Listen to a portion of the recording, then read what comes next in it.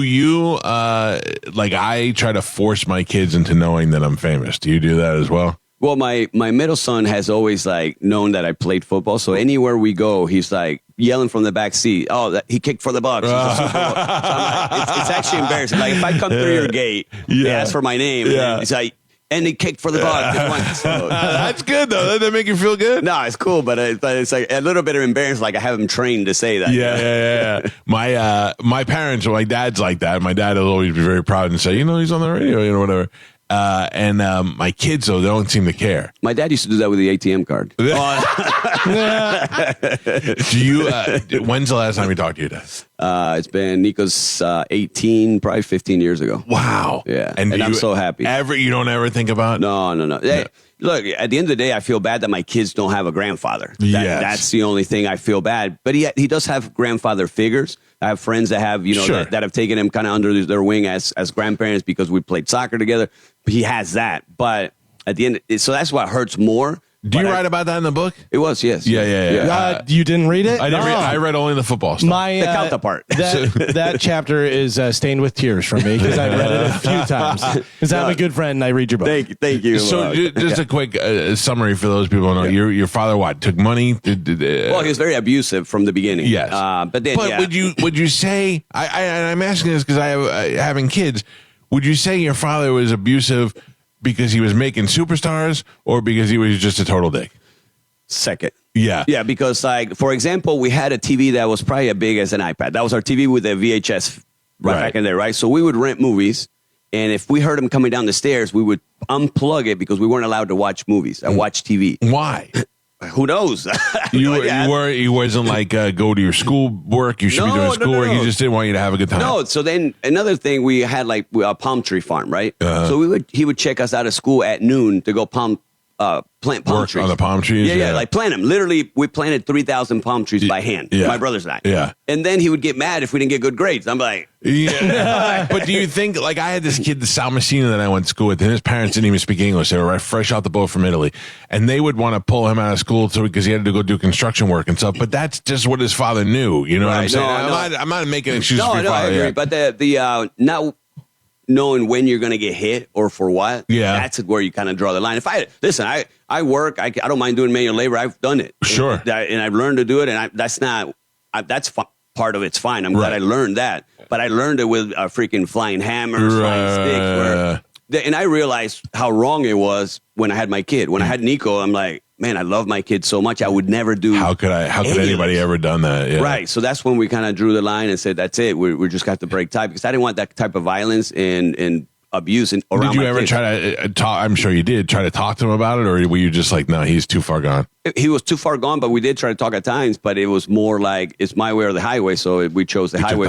Once we realized that it was wrong, because at first you're brainwashed to think that's norm, right? And for example, like. But do you think he thinks it's normal? Probably. Like he's brainwashed as well. He grew up like that because the only thing I remember about my grandfather in Argentina was because I only saw him a few times. I stepped on his corns on his foot, and he hit me with a cane. Oh, jeez! And I was 5 years old. Yeah. So I'm thinking like, okay, so he grew up like that. So for me, it was important to break that chain of the cycle. Yeah. And that's why I have such a good relationship with my wife, my kids, Santiago. Like we're really close because we believe in that. We don't want to have anything to do with that. No, and I understand that. I do. I just think I wonder if it weighs on you to not have that relationship with your father, even though you really didn't want that abusive relationship. If you still think, but it would be nice, Well, it would be nice to have a good father because I see when like somebody loses their dad, that's a great dad. I'm thinking like, man, he could have still had more great years with their parent, and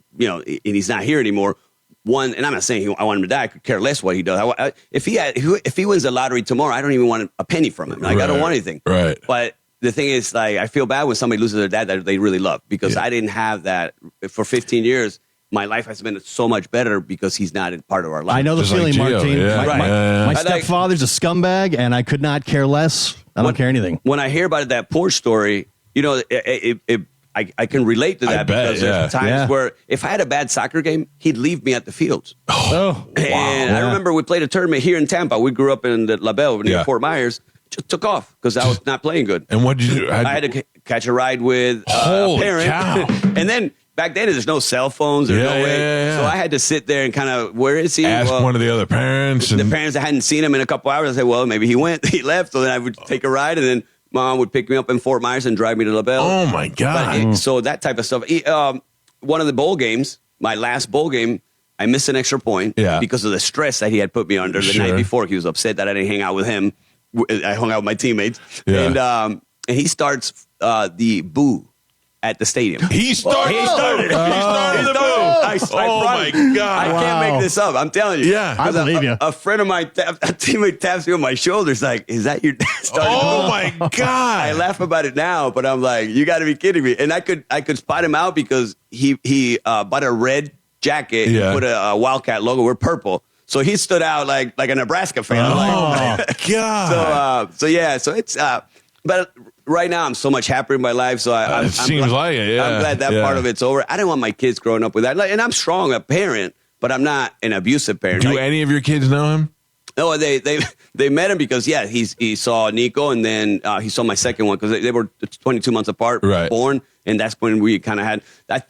When I went to Dallas with the Cowboys, and then there were still issues, still drama, and that's when I said, that's it, it's over. I thought maybe grandkids would change him a little bit, and it didn't. It made it even worse, if not. It didn't make it any better. So I'm thinking, okay, if that's not going to change you, the last thing I need is for him to hit one of my kids, and then I'm going to jail because I don't want him touching my kids. So that's, but like I said, I feel so much better. I don't wish him any harm. Whatever he's doing, I just want him part of your life. Wow, that's way worse than I thought it was. I thought you had financial issues with him. Well, financial issues. That's because my financial advisor was a scumbag. So they would literally send wire, like forge my signature, wire this much.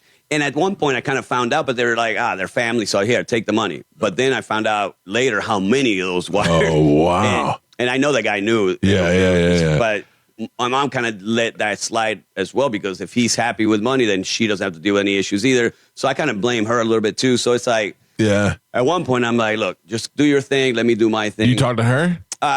Somewhat. Somewhat. But it's more painful because she allowed a lot of it. And she's in the same situation you are.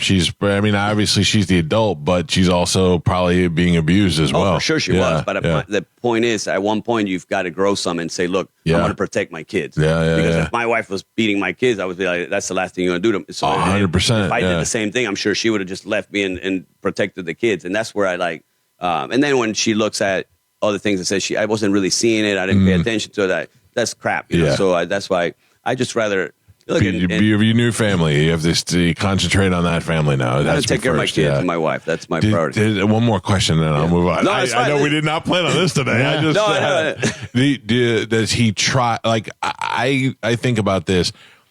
If I had my kids taken away from me, or if something happened, if my son was mad at me, I would spend the rest of my life trying to get back into his good graces.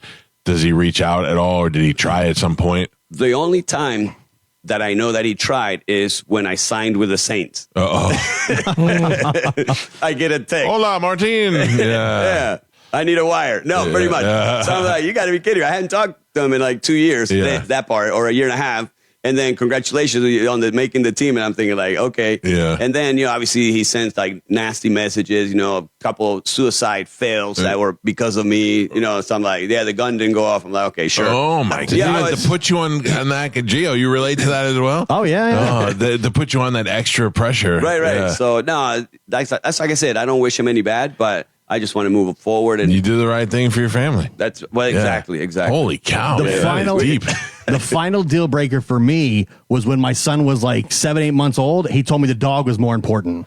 With my son on the floor with the dog in his face. And I said, get the dog out of there. This little baby, he might bite him. And he told me the dog was more important. Wow. And that's when I picked my kid up and said, well, I'm out of here. And it's over. I feel like calling my dad and go, hey, sorry for all the bad things I thought about you when I was a kid. That was like the last time I talked to him. Speaking of pets, like if we had a dog, because we had a lot of dogs, and we were on a farm, so they were outside. But if there was a dog that would like us more, that you could see that would follow us around, he would literally kill it. I know you're a dog lover. Yeah, come on. I'm telling you, we've seen him shoot dogs. We've seen him drown dogs. Jesus. Oh my God! I'm telling you, he needs therapy. I can't make. Well, absolutely, he needs more than that. But I can't make this up. I'm telling you, so that's why like my wife's like, why don't you love dogs? I mean, I'm like, You're scarred for life. scarred, yeah. You don't want to get close to him. Yeah. No, but my wife and kids love dogs, so we have a couple of dogs. But it's like He should hang out with my stepdad. They'd probably get along great. They're probably best friends. Yeah, we don't know that. That is so messed up, man. Yeah, I didn't mean to go this route. No, I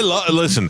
I could do this all day. I just don't want. I would never interfere in your privacy. But I'm you're very good talking about it. Listen, Yeah. I wrote a book about it. I know. But the purpose of the book, and I always tell people, I don't want anybody to feel sorry for me because what I lived made me who I am today. Sure, but I sure. wanted to realize that if somebody's going through it, break that quicker. Yeah. It Yeah. took me to have a kid, so I could have broken it at 22. I'd be way better off financially because they wouldn't have taken 90% of what they'd taken, right? And I'd be better off just with my Mentally, wife. yeah. Mentally, we had a better, we have a great relationship, but I mean, we would have had more experiences together because everything was just a pain when they were part of my life. So Yeah, now it's yeah. like, but yeah. That's